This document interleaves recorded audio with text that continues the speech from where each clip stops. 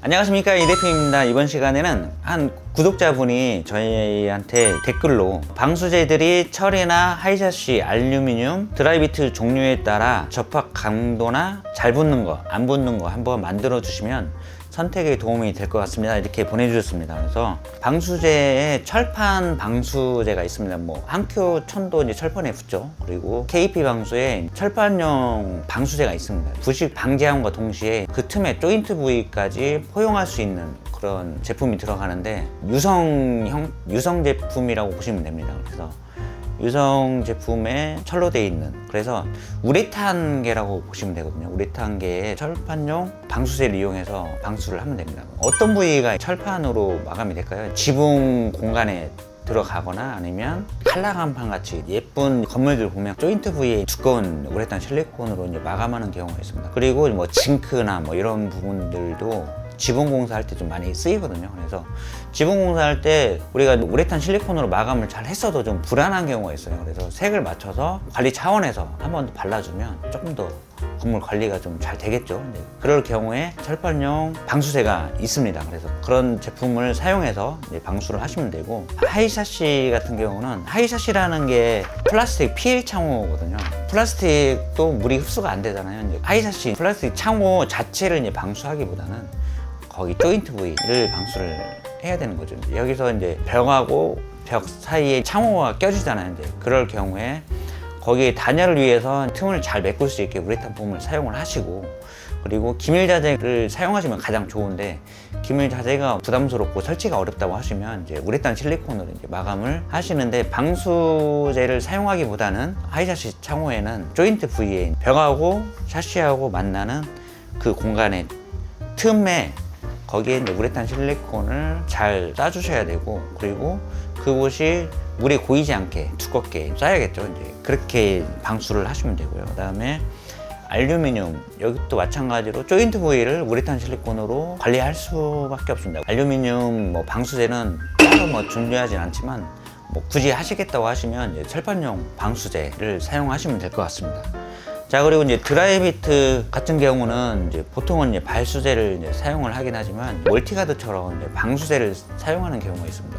그래서 크림 타입으로 된 멀티가드는 발음성이 좋기 때문에 그런 형태로 이제 발수를 하는 게 좋은데요. 드라이비트의 가장 취약한 점은 외벽에 문제가 생기면 물이 침투, 이제 아까 설명드렸다시피 드레인 부위가 이제 깨져서, 아니면 발수가 안 되는 벽을 통해서, 아니면 방수가 안 돼서 그 틈을 이용해서 계속 침투가 되죠. 그러다 보면은 약한 부위로 물이 흐르겠죠. 물이 흐르다 보면 벽까지 이제 침투가 돼서 드라이비트가 스티로폼을 뚫고, 스티로폼도 물을 먹잖아요. 이제. 그래서 드라이비트면이 갈라졌다 그러면 무조건 방수 먼저 체크를 하셔야 됩니다. 방수 체크하시고, 그리고 크랙 부위는 반드시 보수를 하셔야 되는데, 단순히 그냥 발수제만 발라서는 안 됩니다. 그거를 단순히 우레탄 실리콘처럼 뭐 이런 형태로 막는다고 해서 그게 해결이 안 되더라고요. 제가 해봤습니다. 제가 해봤는데 절대 안 되더라고요. 그게. 그래서 그런 문제가 생겼을 때는 반드시 바로 옥상에 가서, 지붕에 가서 체크를 하셔야 됩니다. 조인트 부위, 그 다음에 뭔가 설치가 돼 있으면 설치된 타공의 흔적들을 찾아내서 다 막아야 됩니다. 다 막고, 방수를 그냥 시공업체에 맡기지 마시고 반드시 공부를 하셔서 어떤 재료를 사용하는지, 크랙 보수는 전처리는 어떻게 하는지, 청소는 잘 되는지. 제가 청소는 50%라고 말씀드렸잖아요. 방수의 기본은 청소입니다. 그 다음에 크랙 보수고, 그 다음에 방수제 선택인데, 이게 주변 정리는, 청소는 어떻게 할 것인지, 하마 기능이 있는 고압 세척기를 이제 사용을 하는지, 이런 것들을 잘 체크를 하셔서, 공부라기보다 이제 지식을 쌓지 않으면 시공업자분들을 믿고 맡길 수밖에 없습니다. 그렇게 됐을 때 시공업자분이 이제 하자가 발생이 돼서 이제 하자 보수를 한다고 가정했을 때, 그분들은 하루하루가 돈인데 하자 보수를 과연 빨리 해줄까요?